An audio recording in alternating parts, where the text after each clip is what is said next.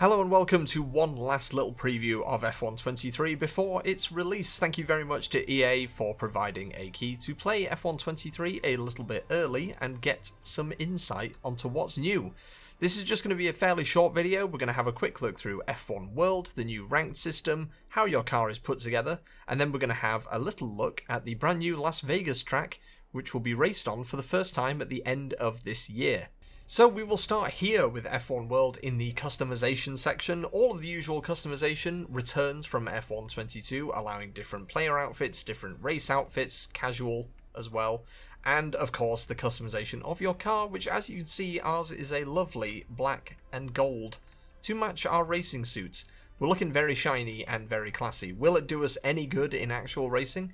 Probably not, but at least we're going to look good doing it. We also have the return of supercars, which we will have a quick look at right now.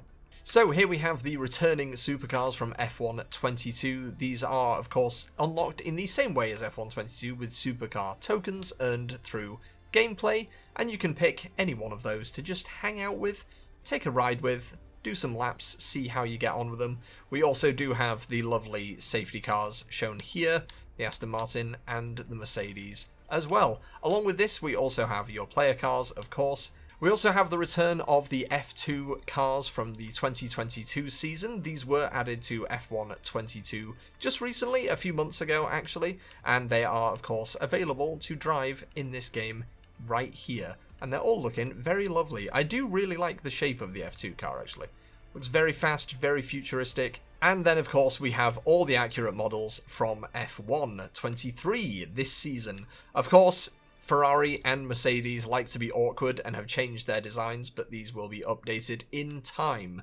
So keep an eye out for that, but they are all looking very, very lovely for the 2023 season. Now, in F1 World, you do have your unique F1 car, which can be upgraded with various parts, which you will earn through bits of gameplay and using lots of lovely money, which is actually just visible above me up here. Currently got $2,500, which doesn't sound like a lot actually when you put it in F1 terms, where the cars can cost several $1 million, but all of that is earned through gameplay, and as you work your way through the F1 World challenges and races and multiplayer stuff as well, you will earn a little bit more cash to really make things as best as you can. So here we have the new ranked system, which looks very similar to a few other games that are on the market at the moment, which makes it nice and easy to understand actually, but obviously you will be starting with bronze, moving through silver, up to gold, and then hopefully up to elite, where you will earn a lot of bonuses to the Podium Pass XP, which has also been expanded this year and is now up to 50 rewards instead of 30. But throughout the week you will race to earn points, and that will put you in a table, which is your division, bronze, silver, etc. And then at the end of that week, the people closest to the top of the table will be promoted. And if you do well enough, you might even be promoted through multiple divisions. It's a new feature that I'm very excited to get into. I didn't really play a lot of ranked in F1 22, but in 23 with this new system, I feel like it's a lot easier to understand, and it'll be a lot of fun. I'm very excited to give it a try. This is a quick, brief video just showing off the new things that are added to F1 23, including the Las Vegas Grand Prix, which to me looks like an upside-down pig. Just the shape of that. It's a bit of an odd one, but it does feature some of these stunning landmarks around Las Vegas, which have been lovingly recreated for you to drive about and generally be a lout in. And if you are one of those teams that doesn't have the most reliable engine in the world, that straight along the bottom there between sector 2 and 3 might be a concern, because your car will be sitting at 215 miles an hour at maximum revs for quite a while.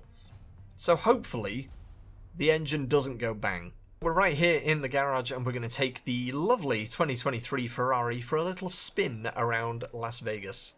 Right, here we are out on track at midnight, which is as close as we can get to the 10 PM Saturday night start time of the Las Vegas Grand Prix, which is going to be a rough one for us in the UK, because that's about 6 o'clock in the morning on a Sunday. But here we are. Past the grandstand, which looks remarkably like the one in Catalonia, the Big C, and round to explore a little bit more of Las Vegas, which, as I said, lovingly recreated. We have some incredible scenery around, which is a bit distracting, to be honest. which is also why I missed the DRS zone. Let's just blame the beautiful casinos of Las Vegas for me missing that DRS zone. But here we are, and we also have the new handling in F1 23 kicking in as well. Kind of forgot about that, because actually, coming off the back of an F1 22 stream, which is why I've just gone and binned it, because I've forgotten what I'm doing in this game. But here we are, as you can see, the lovely scenery of Las Vegas. It is, well, it's bright. It's very bright. And this is a very challenging track, actually. It even did say on the track difficulty, hard. And I tell you what, they weren't wrong. There's some very challenging corners that kind of sneak up on you, along with the very, very long straights.